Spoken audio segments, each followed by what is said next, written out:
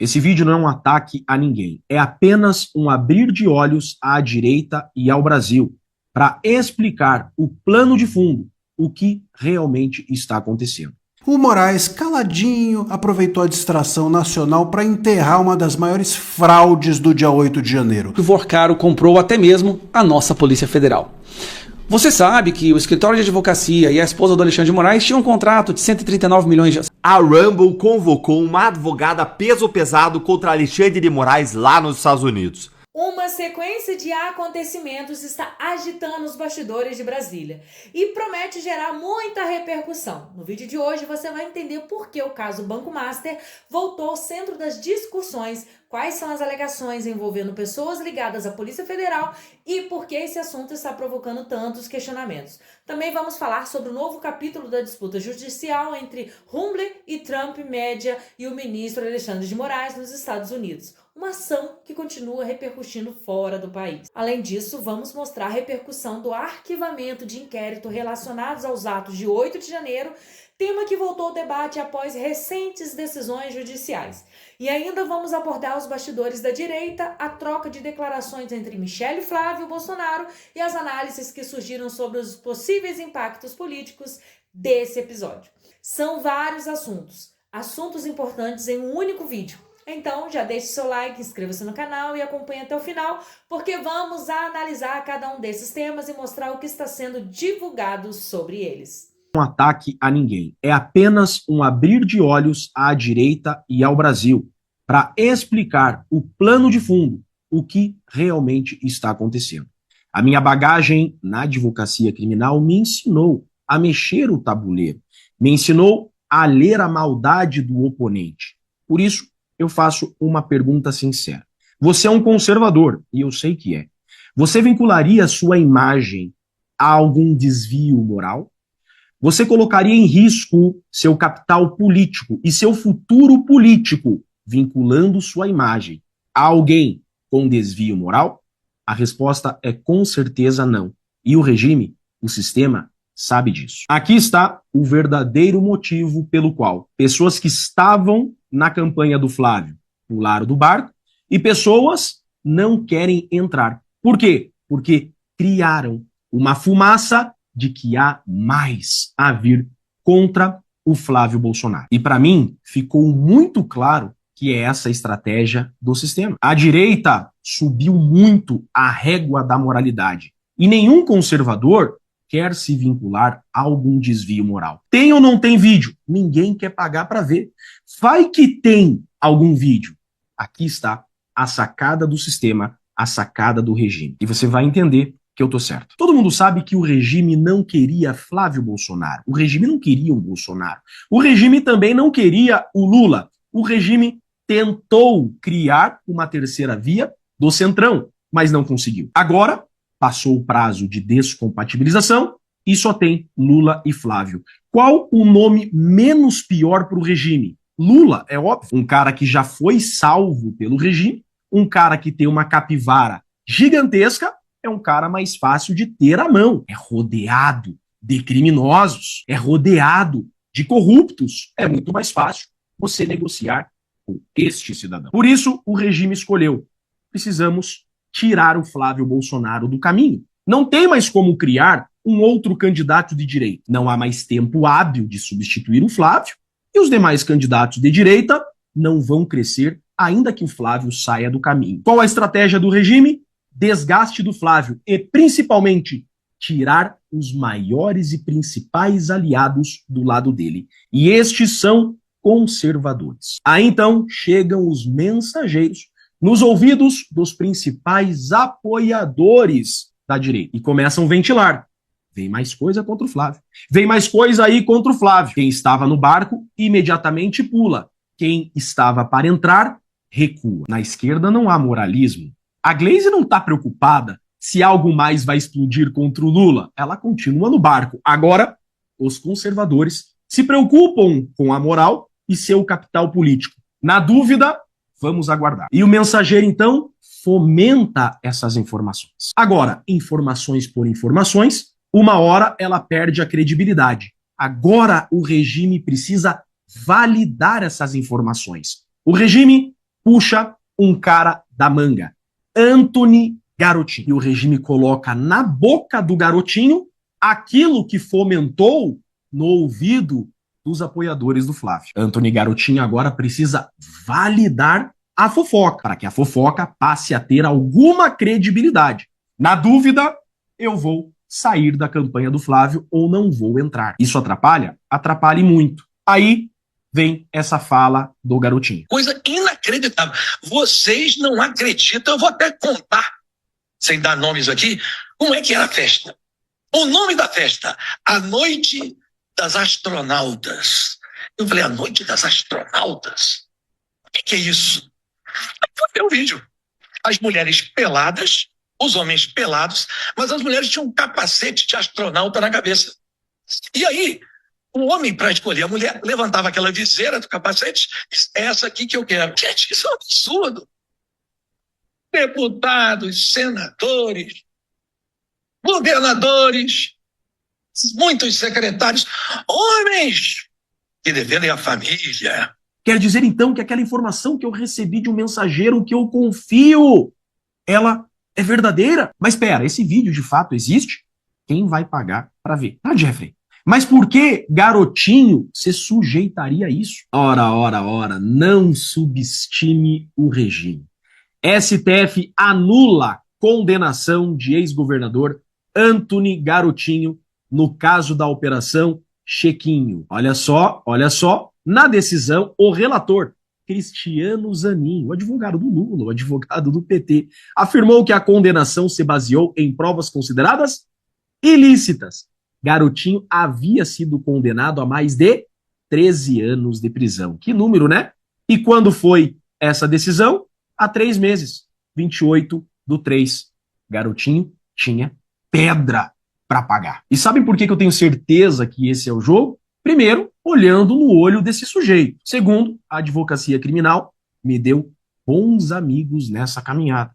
E Antony Garotinho gravou mais um vídeo, ou melhor, deu mais uma entrevista e ali ele passou recibo. Esse vídeo aqui é um atestado que ele está blefando e também a principal prova que os conservadores caíram iguais patinhos nessa armação. Não adianta, gente. A vivência te dá experiência. E isso a esquerda tem. Essa vida que a esquerda tem no submundo deu bagagem para eles saberem jogar. Coisa que a direita não tem. E caiu num blefe do garotinho. Olha aqui, ele passou recibo que está sendo usado pelo sistema e que é puro blefe. Olha a mensagem que ele dá para a própria Michele, que está procurando o mensageiro para conseguir o vídeo. Michele, olha, eu tive que você rapidamente, não tem possibilidade que você não é isso, assim.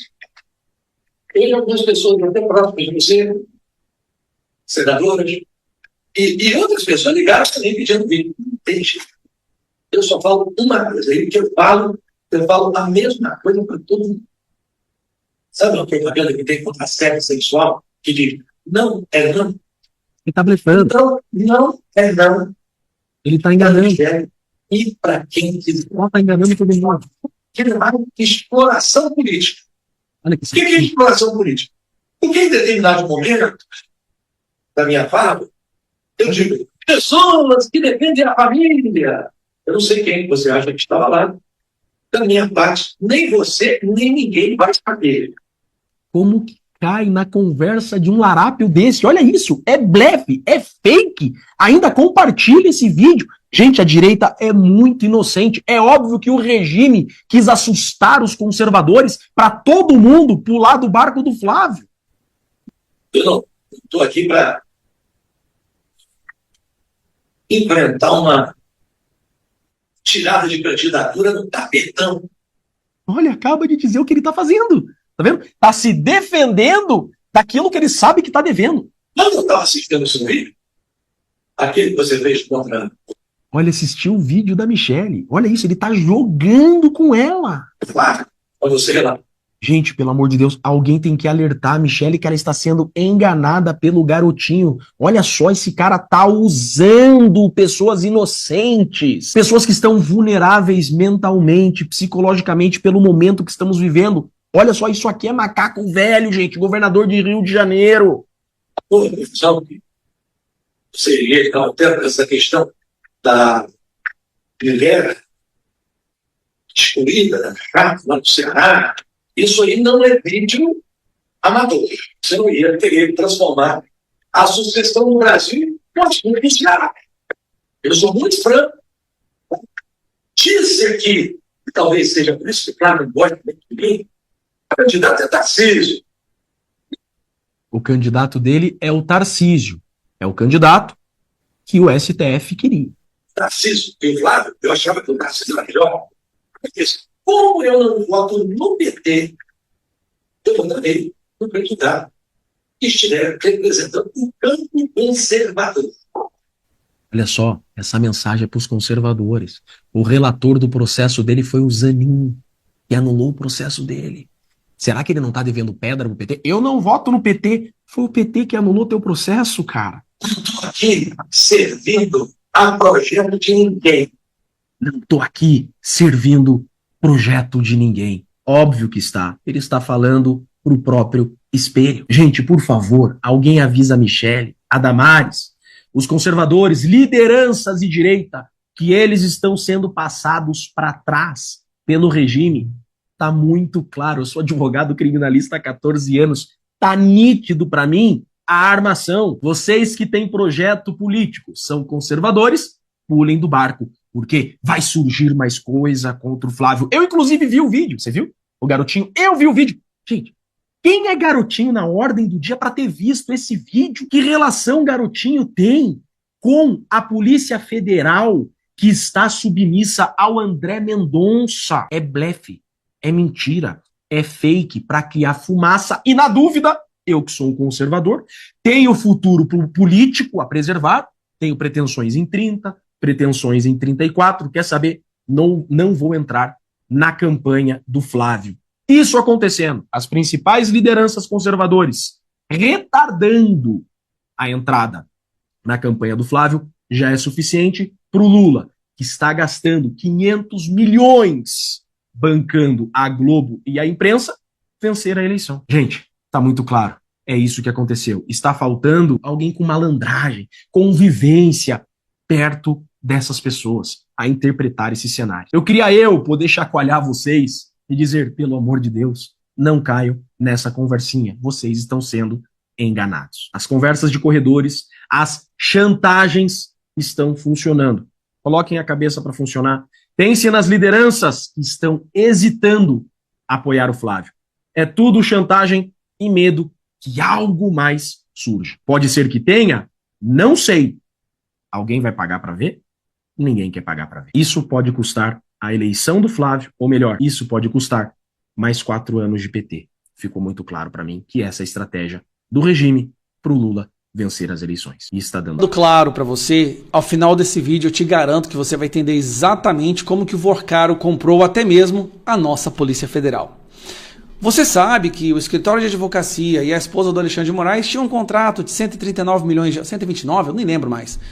E que a acusação é que esse escritório de advocacia era usado para o Vorcaro comprar os serviços do Alexandre de Moraes, mas falando que era para assessoria jurídica. Essa é a acusação. Quem sou eu para apontar dedos, não é mesmo? Mas o que todo mundo fala é que o escritório de advocacia das esposas dos ministros do STF eram usados justamente para poder pagar serviços dos ministros do STF dentro do STF. Só que parece que não foi só apenas ministros do STF que estavam ali usando as suas esposas. Também tinham umas namoradas envolvidas. Pelo menos é o que parece nessa matéria que eu vou te mostrar. Agora, presta atenção nisso aqui. Você conhece essa mulher? O nome dela é Renata Varandas. Aparentemente, né? É uma jornalista e apresentadora do SBT News. Renata Varanda. Por que eu tô te mostrando a foto dela? Calma aí, cara. Isso aqui é muito grave. Antes, vamos lembrar. O Vorcaro, vamos lá. Foi avisado que seria preso pouco tempo antes da sua prisão, por isso que ele foi tentar fugir pelo jatinho e foi pego em flagrante ali tentando fugir. Aí nós temos delegados do caso do INSS sendo trocado e depois uma tentativa agora de trocar os delegados novamente, puxando delegados que estavam a serviço do Supremo Tribunal dos Tribunais. Aí nós temos aí o diretor da Polícia Federal viajando para Londres para degustar uísque com Vorcaro numa viagem paga pelo próprio Vorcaro.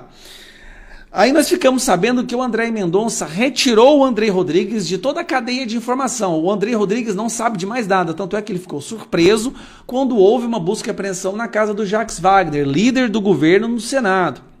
E por final, nós tivemos aí aquela informação de que o Vorcaro mandou acionar o Andrei Rodrigues e o Paulo Gonet, dizendo, olha, se fizerem sacanagem comigo aí, vai pegar fogo no negócio. Aí o André Mendonça está com uma suspeita muito forte e muito cristalizada nesse momento, consolidada, de que de alguma forma o diretor da Polícia Federal escolhido por Lula, o Andrei Rodrigues, está envolvido com alguma coisa e precisa se explicar. Aí pronto, sai essa matéria aqui. Namorada de chefe da PF recebeu milhões da empresa de Vorcaro. Preste atenção. A namorada do Andrei Rodrigues, tá aqui eles aqui, olha que graça, olha que casal mais lindo. A namorada do Andrei Rodrigues, aparentemente, de acordo com a matéria, recebeu milhões de uma empresa ligada a Daniel Vorcaro. Olha que gracinha, exclusivo. Escritório da namorada de Andrei Rodrigues defende sócio de Vorcaro. Mais um caso de um escritório de advocacia defendendo Vorcaro, gente. Só que dessa vez é da namorada do diretor da Polícia Federal do Brasil. Como que esse cara está no cargo ainda, eu não consigo entender. Como que esse cidadão ainda se encontra no cargo de diretor da Polícia Federal? Vamos lá. O advogado que assina a defesa de Augusto Ferreira Lima, sócio de Daniel Vorcaro, é um dos pivôs, deixa eu diminuir aqui, ó. E um dos pivôs do escândalo do Banco Master é sócio do mesmo escritório em que trabalha a Renata Varandas, namorada do diretor da Polícia Federal, Andrei Rodrigues. A mesma PF que prendeu Lima e conduz operações Compliance Zero contra o Daniel Vorcaro. Vorcaro sabia que seria preso. Documentos extraídos do seu celular divulgados pelo STF mostram que ele monitorava o Compliance Zero desde julho de 2025, 4 meses antes de ser detido no aeroporto de Guarulhos, tentando embarcar em jatinho para Dubai. Antes da prisão, pediu a um interlocutor que contatasse o próprio Andrei Rodrigues para que nenhuma sacanagem fosse praticada contra ele. A tentativa está documentada no inquérito. Agora fica claro por que Vorcaro tentou avisar Andrei Rodrigues. A namorada do chefe da PF de Lula estava na folha de pagamento de Vorcaro, conforme revelou o jornal Gazeta do Paraná.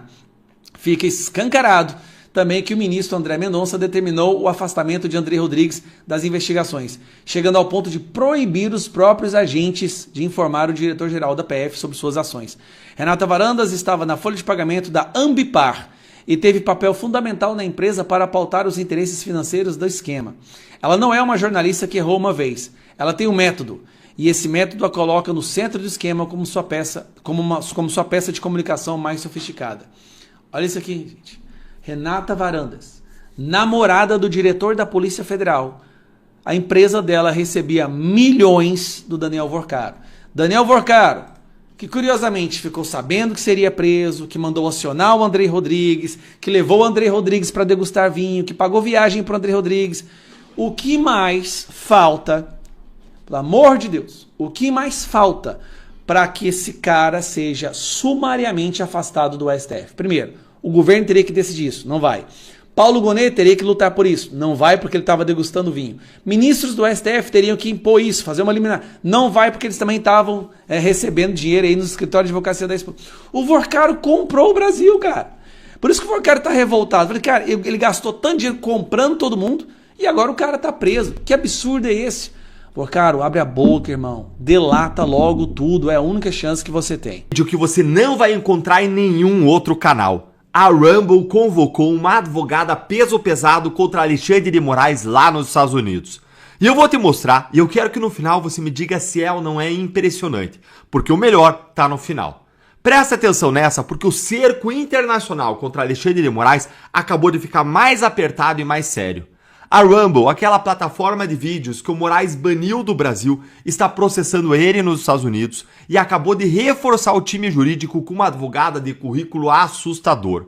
Quando você entender o tamanho da cavalaria que entrou nessa briga, você vai entender que a Rumble não está para brincadeira com Moraes. Então vem comigo. A Rumble, gente, é uma plataforma de vídeos parecida com o YouTube, muito popular lá entre os conservadores dos Estados Unidos. Ela tem entre 67 e 80 milhões de usuários ativos por mês, sendo muito focada lá na América do Norte. Para termos de comparação, o YouTube, esse gigante mundial, ele tem mais de 2 bilhões de usuários mensais, sendo o maior do setor, é claro, mas ainda assim a Rumble é muito grande. Em fevereiro do ano passado, o Moraes mandou suspender a Rumble inteira aqui no Brasil. Vejam, mandou fechar uma rede social inteira, a maior concorrente aí do YouTube. E o Brasil é um mercado importantíssimo. Aí a resposta da empresa não foi ficar chorando pelos cantos, foi processar o Moraes lá nos Estados Unidos, no Tribunal Federal da Flórida, junto com o Trump Media, que entrou junto com a Rumble contra o Moraes. A Trump Media é uma empresa do próprio presidente americano. Aí no processo, elas acusam o Moraes de mandar bloquear ilegalmente perfis de gente que mora nos Estados Unidos e de censurar o discurso político de direita. Mentira? O que você acha? Vai me contando aí nos comentários. E aí olha como que o jogo escalou. Primeiro, o governo brasileiro, através da Gil, entrou no processo para defender o Moraes, para blindar o ministro. Isso com a estrutura paga com os seus impostos. Então agradece aí, acordou hoje, pagou seus impostos, que bom, tá financiando aí a defesa do Moraes dos Estados Unidos. E qual foi a resposta da Rumble a isso tudo, hein? Dias depois, reforçou o time com uma peça de elite. Olha aí, Hendrick. Não, calma. Isso aqui é outra matéria que eu tô vendo, mas o Hendrick tem uma campanha nacional pelo Hendrick. Eu não podia deixar de fazer essa brincadeira. Reforçou então com uma peça de elite, que não é o Hendrick, essa aqui é a peça de elite do futebol, mas reforçou com uma peça de elite reconhecidíssima, a Rossana Rose Baeza. Tá aí ela. Olha quem que entrou então. Ela é do escritório Boies Schiller Flexner. É o mesmo do Martin De Luca, que coordena o time jurídico da Rumble e da Trump Media. E o currículo dela, gente, é de arrepiar. Ela tem vitórias na Suprema Corte dos Estados Unidos, em cortes de apelação americana, várias. Logo nos 2 primeiros anos da carreira dela, ela reverteu uma decisão no Tribunal Federal de Apelação em favor de uma vítima de terrorismo. Ela já enfrentou gigantes, processou Google, montadoras de carro, as maiores distribuidoras de remédio do país. E o detalhe que mais importa aqui, ela é especialista em rastreamento de bens. Por que importa em relação ao Moraes, hein? Ela é especialista também em investigações transacionais pela América Latina e em leis americanas pesadíssimas, como a Lei de Sanções Econômicas Emergenciais, a IEPA, a Lei Anticorrupção, lá chamada de FCPA, a Lei contra as Organizações Criminosas, que eu estudei no meu mestrado em Harvard, a RICO. Sacou por que isso é grave para o Moraes? Não foi uma advogada qualquer que entrou, é uma especialista exatamente nas ferramentas que alcançam um homem como o Moraes lá fora. Rastrear bens, executar decisão além da fronteira, mexer com sanção econômica. A Rumble não contratou um nome para encher linguiça no processo. Ela trouxe cavalaria pesada para obliterar o Moraes. E não se deixe enganar pelo rosto de novinha dela, não. Porque em seguida eu vou te mostrar o tipo de caso do escritório dela que é de arrepiar e de detonar. É a melhor parte que eu deixei para o final. Agora, antes de eu te mostrar por que esse escritório de advocacia que processa o Moraes é um dos mais temidos do planeta, com feitos que vão deixar você aí de boca aberta, deixa eu te falar que o meu time, ele me mostrou aqui que quase 50% de vocês que assistem e gostam dos meus vídeos não estão inscritos aqui no canal. Olha que loucura, gente. Não faz sentido. Porque se você acompanha ou quer acompanhar as nossas análises, então você precisa se inscrever, clicando aí no botão de inscrição, clicando também no sininho, para você não perder nada. E também para você nos ajudar a continuar crescendo e trazendo essas análises para vocês. Então se inscreve aí e vem comigo, porque agora é de deixar cair o queixo o que eu prometi para vocês. Esse escritório dela, o Boies Schiller Flexner, é simplesmente fundado pelo David Boies, que é conhecido como o homem que devorou a Microsoft. Aqui tá com meu porque é a tradução do Google do inglês para o português. É uma matéria aqui da Vanity Fair, dessa famosa revista, e ele é conhecido como o homem que devorou a Microsoft. Ele, o David Boies, aí, ó, ele ficou mundialmente conhecido porque ele liderou um processo antitruste do governo americano contra a Microsoft, acusando a empresa de usar o seu monopólio no sistema operacional Windows para esmagar concorrentes, especialmente forçando a inclusão do navegador Internet Explorer para barrar o crescimento de empresas rivais. O ponto de virada do caso, gente, foi o momento em que ele, o David Boies, ele interrogou ninguém mais, ninguém menos do que. Você reconhece esse cara aí? Ele tá mais novinho aqui nesse vídeo, eu vou deixar o vídeo rolando. É simplesmente Bill Gates sendo interrogado pelo David Boies. Essa foi a ponto de virada, gente. E quando ele interrogou o Gates, ele desmontou não só o próprio Bill Gates, como a defesa da Microsoft inteira. Usou e-mails, documentos internos da própria Microsoft para mostrar contradições internas do depoimento do Bill Gates e para descredibilizar a empresa. O David Boies, ele também atuou no famoso caso que decidiu a eleição presidencial dos Estados Unidos. Você lembra desse caso relativamente recente? Bush versus Gore, dos últimos anos aí? É esse o calibre que tá do outro lado de Moraes. Eu acho que eu tô ficando velho, né? Bush versus Gore deve fazer aí pelo menos 10 anos. Mas esse é o calibre, gente. Esse é o naipe do escritório que tá agora enfrentando o Moraes. E aqui tá a pergunta que importa agora. Dentro do Brasil, quem segura o abuso de um ministro desses, hein? O único freio que a Constituição prevê é o impeachment. O impeachment é julgado por quem? Pelo Senado.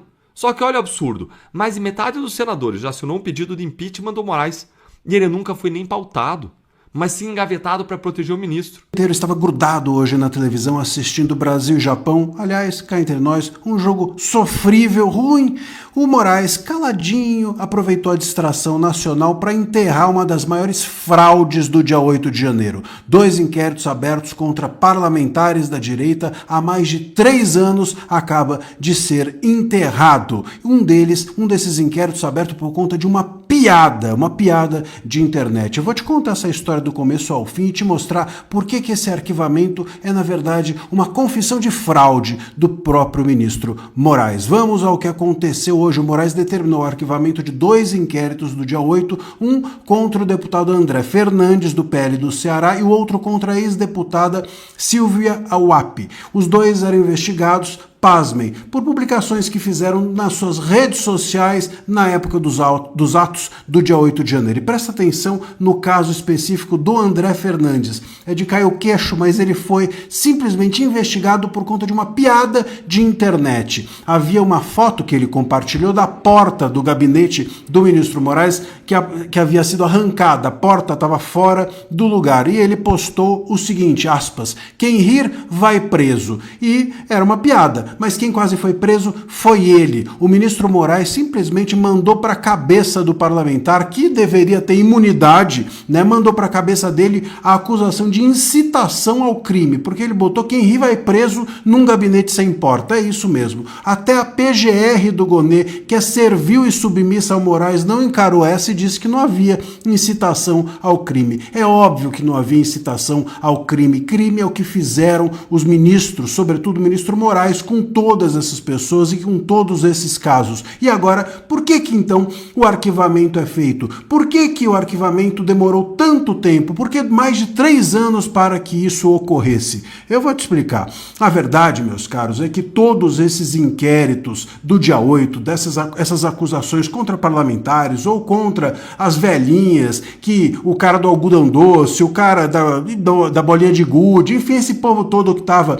nos atos do dia 8, eles foram levados para o STF, acusados dos crimes mais terríveis do mundo, porque eles precisavam fazer isso para condenar Bolsonaro, para condenar todos os peixes grandes da direita e sobretudo do bolsonarismo. Agora que o Moraes já conseguiu essas condenações, agora que está todo mundo condenado, ele pode limpar a caixa, o spam, a caixa de correio dele, ele pode pegar esses inquéritos que são um monte de bobagem jurídica, um monte de besteira judicial, um monte de abuso, de absurdo, de excesso e jogar no lixo, claro, quietinho, para que ninguém veja, para que ninguém perceba o ridículo que é um ministro do STF ter passado 3 anos investigando uma pessoa, um parlamentar, porque fez uma piada. Quem rir vai preso de um gabinete sem porta. Pois bem, agora, quietinho, no meio do jogo do Brasil e do Japão, enquanto todo mundo estava ali grudado naquele jogo, o Moraes foi lá e arquivou.